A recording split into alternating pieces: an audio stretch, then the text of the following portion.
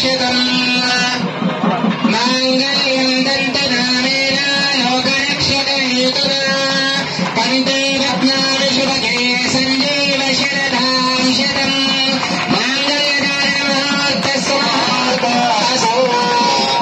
మాంగళ్యం దంతనామేన లోకరక్షకహేతునా కంఠే రత్నాని శుభగే సంజీవ శరదాం శతం